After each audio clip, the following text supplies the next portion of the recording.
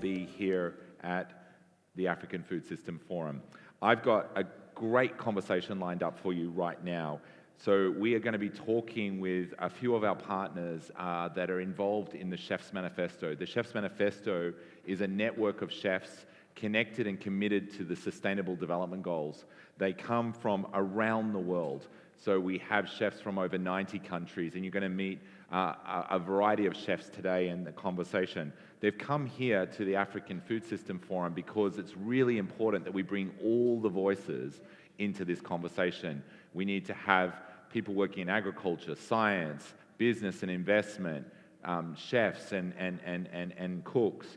And so we wanted to bring that conversation together. And because chefs sit between people's eating the food that goes in front of them and the products and the ingredients that come, they're such a critical voice for us to have. And so we've been having an amazing conversation in the culinary village, on the culinary stage, each day during the forum. And so if you're watching along on the podcast, this is an opportunity for you to hear and engage with some of the chefs. So we're going to jump straight into it. I'm going to go through each of you and bring you into the conversation. We're going to talk a little bit about the Chef's Manifesto and about how you're involved and why. So I'm going to start, Chef Claude. Can you tell us a little bit where you're from, and then how and why did you get involved in the Chef's Manifesto? I'm Chef Claude, known as Chef Claude, but my name is Claude Biganfunzi, executive chef based in Kigali, Rwanda. And I heard about Chef Manifesto when I was in Kigali, and I was very interested by what Chef Manifesto stands for. Particularly, they had different thematic area. First of all, like that it was a chef-led movement, so we already had the voice of chefs, the same understanding. Mostly, I like the thematic area of the Chef Manifesto, but I also like particularly how they emphasize on reducing food waste. So I do, when I have a chance, go to schools, local schools in Kigali, talk to students who are about to graduate in culinary school, and make them aware of what they're going to produce and what also they're going to waste. So to be aware of that is, first of all, a big thing. Yeah, no, absolutely. And great to have you with us today. Chef Lorato, your story is a little bit different. Tell us a little bit about how and why you got involved in the Chef's Manifesto and where you're from. Hi, I'm Lerato Stole, qualified as a chef. I'm from South Africa, and I couldn't believe it when I was introduced to the Chef Manifesto. It just blew my mind that it's a chef-led movement, like Chef Claude said.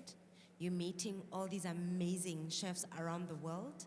They are doing such amazing, different, diverse, like crazy, amazing stuff. And we learn from each other, but we also push a very interesting narrative around food, around not wasting, around using everything that could come from the garden, and just being the voice for agriculture, which I feel like we still need to amplify even more, because without them, we don't have a job, but like we can't let them down, we need to hold their hand and make their work even more like profound than what it is, because they feed the world, right? So just putting that justice on the table and us just being the pioneers of that, it excites me still today, but also just the fact that as chefs, we can inspire ourselves like we do when we're together like this. We learn so much from each other, and that it infects you. And then you just go on like year after year, just hoping to meet again and just hoping to learn. And it's infectious, and it's a beautiful movement that I'm very proud to be with. No, that's great. No, good to have you with us. And Chef Shrim, tell us a little bit about your story and how you got involved. So, I obviously met you a couple of years back when I was hosting the UN Food System Summit. And when I heard about Chef's Manifesto, I was instantly drawn to it, because my thing has always been promoting regional cooking. And that's how I started my food journey, which is I had a Bengali restaurant in London, and I wanted to show that how India is not just about, there's nothing called Indian food. There is so many Indias within India, and I wanted to show the regional food of India. And when I heard about Chef's Manifesto, and I've never been the fancy chef. Like I've never been the chef who likes smears and dots and too much into the, detailing of it.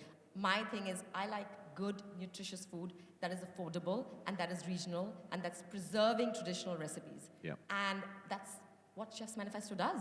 And then you meet so many other amazing chefs through that, which is when I came for the Chef's Manifesto Summit or Hub, Action Hub in London. And I met these amazing chefs, and you asked me to make a regional Indian recipe, and I made a widow recipe. And I remember everybody appreciating it, So I felt like, we really need to take the food conversation further. I mean, because with the world we are living in, there are chefs who are cooking with bluefin tuna and, cooking avocados, and there are avocado wars going on. There's bluefin tuna is getting smuggled, and, people are paying hundreds and hundreds of pounds to have food which has crime or blood, literally blood in the hand. Whereas, in Chef's Manifesto, I don't see the chefs doing that. They're actually having the conversation about beans, about real food. Because, let's face it, only 0.1% of the world is doing these high-end food. Whereas the real problem is people still don't have money or can't afford nutritious meals. And that's what I love about the Chef's Manifesto, that, that's what we're promoting. And I am so proud to be a part of it. Yeah, no, absolutely. It's great to have you guys all here. The Chef's Manifesto is based on 8 thematic areas, and these thematic areas are built from the SDGs, and so they kind of come from that, but they're relevant to how chefs can actually bring their voice. And I think the Sustainable Development Goals were created as a blueprint for us in our food system, in our development work around the world to kind of unify around. They're universal, but what that requires is everyone everywhere to play a role, and chefs particularly can play a role. And we've broken them down into a few areas: ingredients grown with the respect for the earth and its oceans, protection of biodiversity and improved animal welfare, investment in livelihoods, valuing natural resources and reducing waste, celebrating local and seasonal food, and a real focus on plant-based ingredients, which sometimes don't get that focus, education on food safety, and healthy diets and nutritious cooking, which is also key, and then nutritious food that is accessible and affordable for all. And I think these 8 areas, they kind of give you a holistic frame, but we don't all have to do everything. We can focus on one thing. So let me go to you, Lorata. What's out of them, what's your favorite area to focus on? So my areas of focus have always been seasonal cooking, and just nutrition in your food, because when I met you, I don't know if you remember, I was speaking about just how concerning it is to see South Africans and just the obesity and the lack of just putting enough vegetables on their plate, and leading to so many chronic diseases that we know if we ate properly and if we ate like from the soil. I know not everybody can plant or wants to plant, but like if we start following and encouraging our farmers and recognizing the work that they do seasonally, we eat what is seasonally available, and we teach mothers and other cooks how to prepare those meals in the correct manner that gives more of life to your body than extract, then we are almost there. So that those 2 are my passionate areas in. Great. What about you, Shrim? It's hard to pick from the 8 because they're all really relevant. But I think one that is important to me, and I feel that kind of covers quite, it overlaps with everything, is focusing on regional, local regional cuisines and preserving them. Because when, this whole packaged food industry, this whole unhealthy eating is a very new phenomenon. 50 years back, even 30 years back, right? Like in countries like India where globalization hadn't hit, we were still buying fresh, only eating seasonal, only eating what's available, right? And it was a full, focused, balanced meal. So it had vegetables, it had, it had your pulses, your lentils, your beans. It's not fancy. Suddenly the whole world is making out to be some fancy thing. It's not. It's something, go back to the basics. Follow the basics, stick to the basics, and it'll be fine. And one thing I really like is reducing meat consumption. I think, curries are a great way of reducing meat consumption, because when you make a curry, you're using smaller chunks of meat, but you're mixing it up with lots of vegetables, lots of spices. The flavor. You get the flavor of the meat. So if the whole world, I really believe, the whole world doesn't need to turn vegan. What we need to do is, if the whole world reduced their meat consumption by 50%, imagine, you can't convince the whole world, 50% of the world, to go vegan. But what you can convince people is reduce your meat consumption by Yeah. 50%. I mean, and that's going to make an impact. Yeah, I mean, that's part of the reason why we focus on plant-based ingredients, because a lot of focus is given to animal-based ingredients. And it's not that they're bad by any stretch of the imagination. Some parts of the world need to eat more. The challenge is that some parts are eating too much, and it's about not getting balance and diversity in our diets, which I think is key. Chef Claude, what's your favorite thematic area? You kind of mentioned it a little bit in your intro, but... Yeah, thank you for the question. I kind of said it before.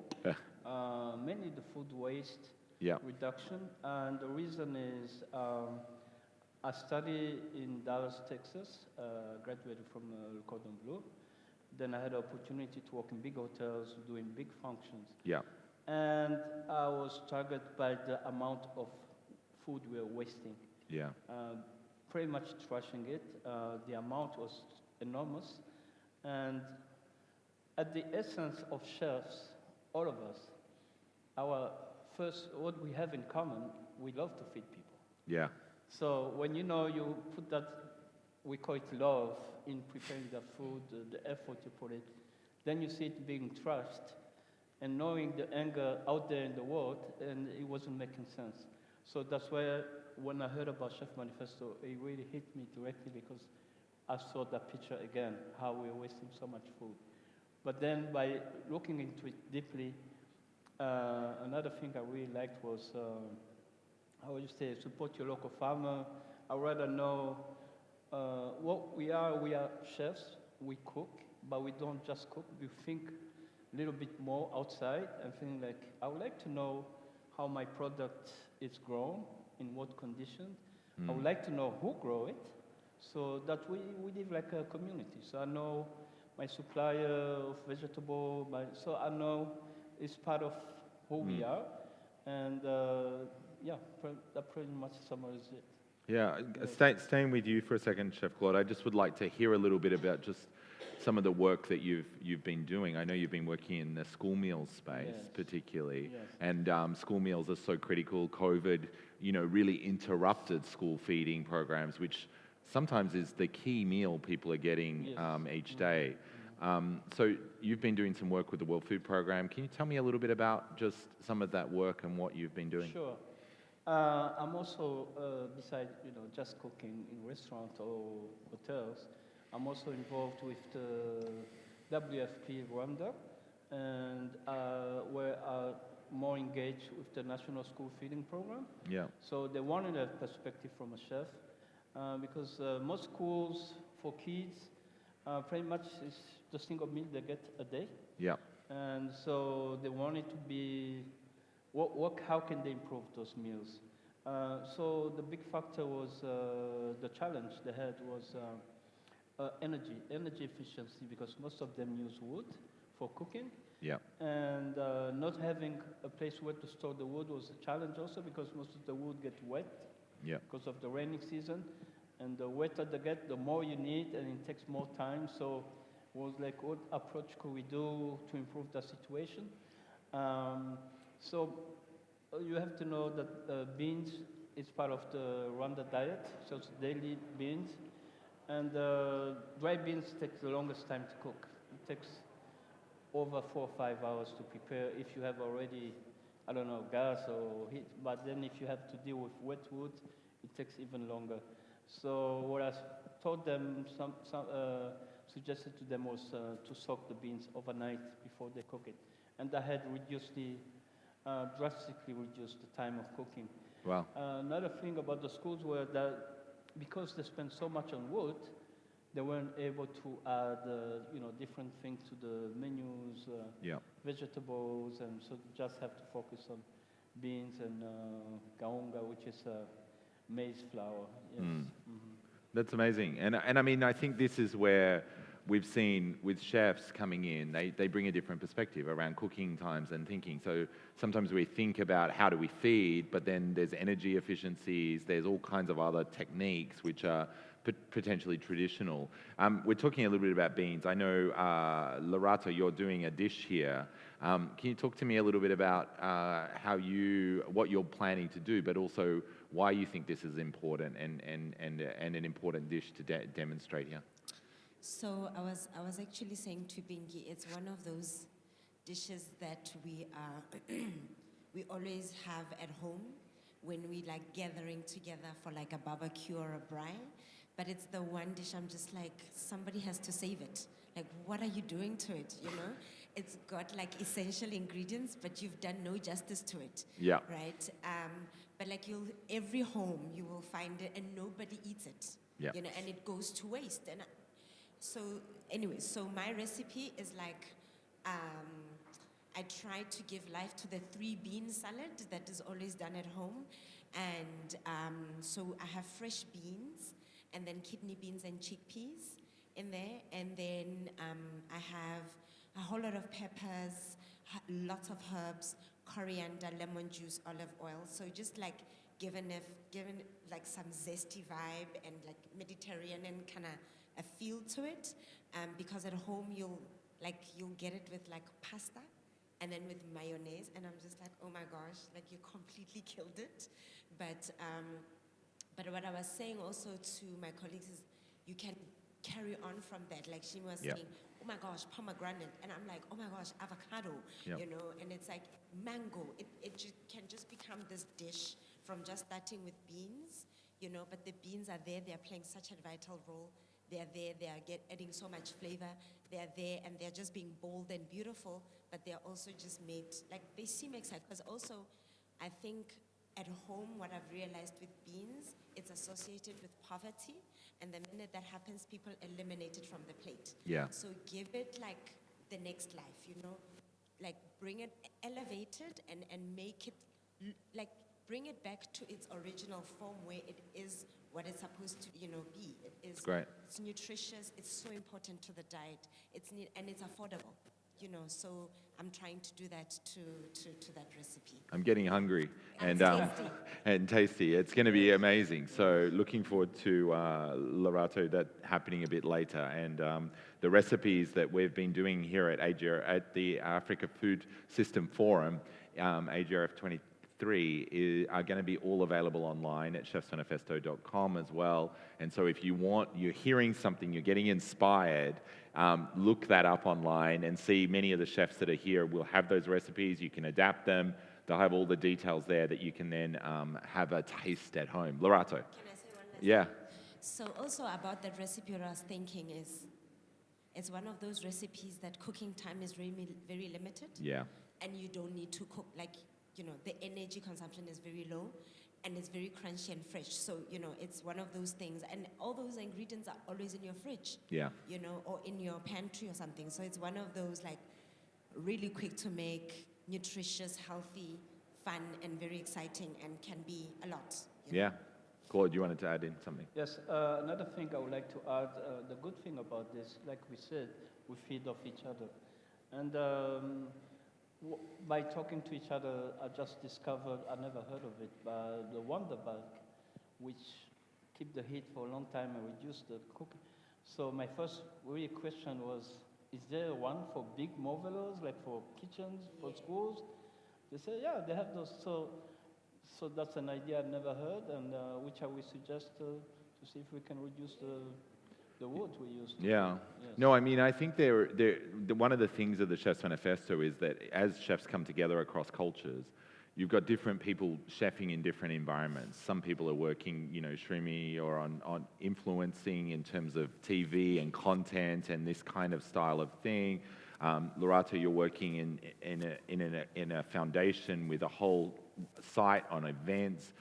Claude, you've been working in the hotel space, doing a lot of consultancy on that side and working with the World Food Programme and others. So like everyone's got a slightly different take, and depending on how you do that, there's a different style, different set of tools, a slightly different approach.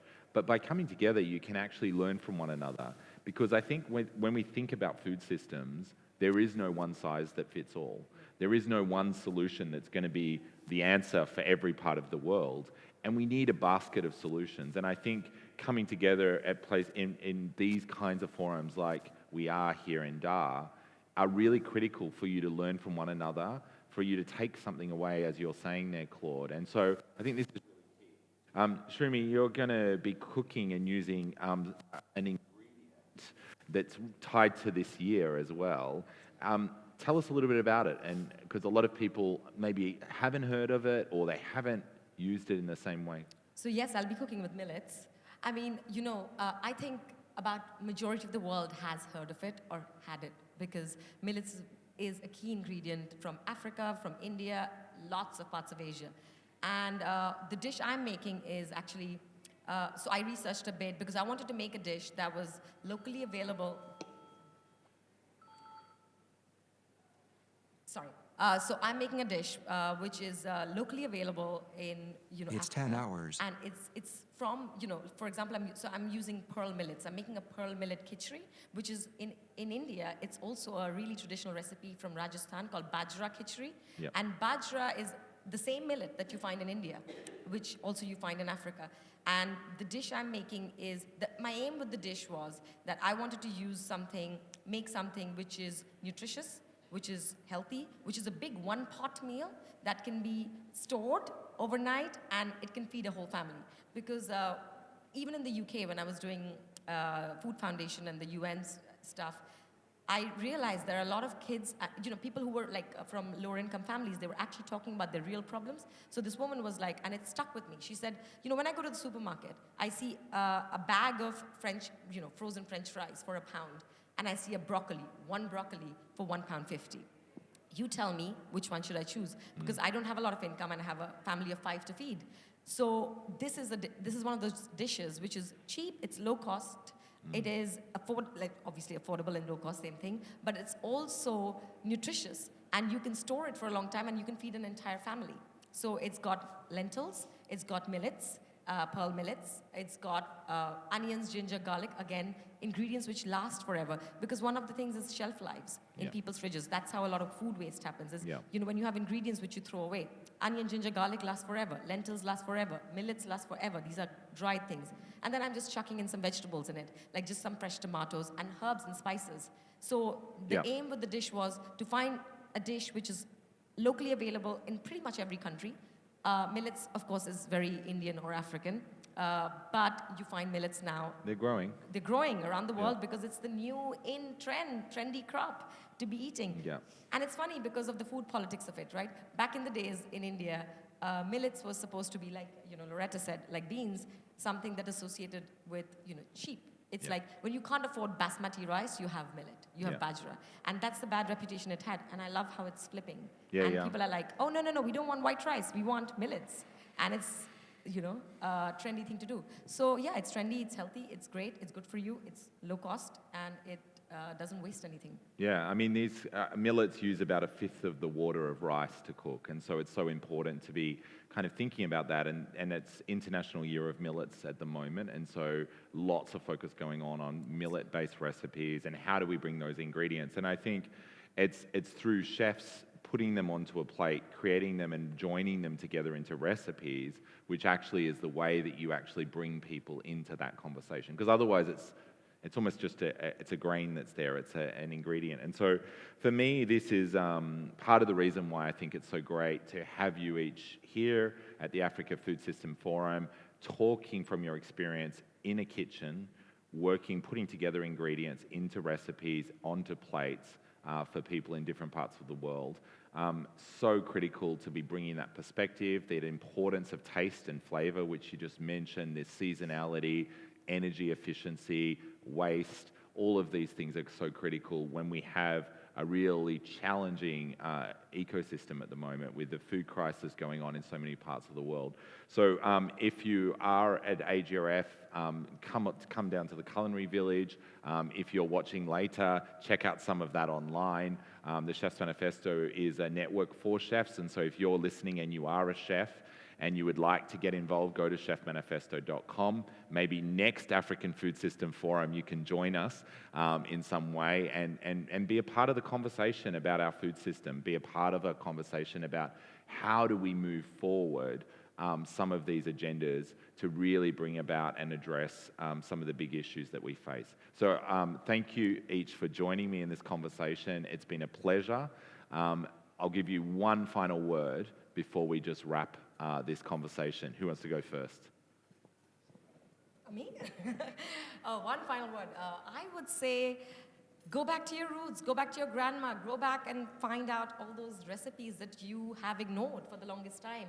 And you could be from whichever country. Like I'm reading Stanley Tucci's book on Italian cooking, and it's so simple, so basic. We don't need to make anything so complicated. And you'll do all these sustainable things. Sustainability for me is not a buzzword, and I'm really irritated with the buzziness of it. Of like everybody thinks they're sustainable, but they're having avocado and toast. It's really annoying. It's not sustainable. If you really want to be sustainable, go back. Depends where you live. Depends where you live. There's If a you lot of live avocado in Mexico, Tanzania. Yeah, fine.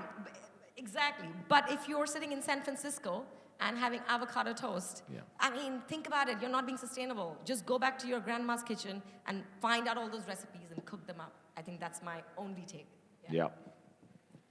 At the end of the day, we are here to face the biggest challenge we have, which is hunger in the world. So my dream is that one day we could feed the whole world.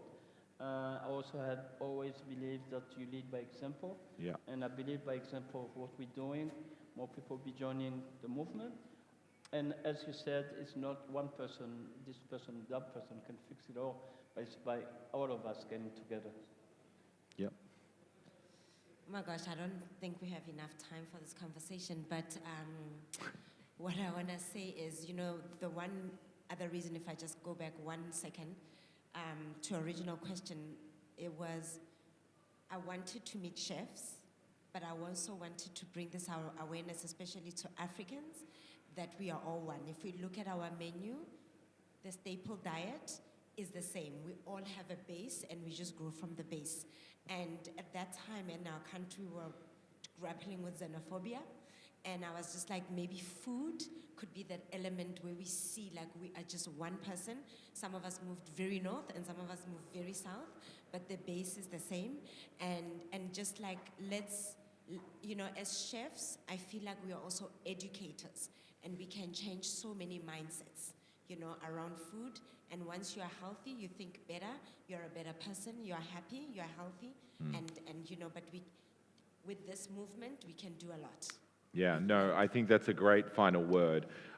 We're here at the Africa Food System Forum and in Dar es Salaam, and really talking about the food system in Africa. And it's great to have chefs in that conversation, but to be also talking about the joy that food brings us.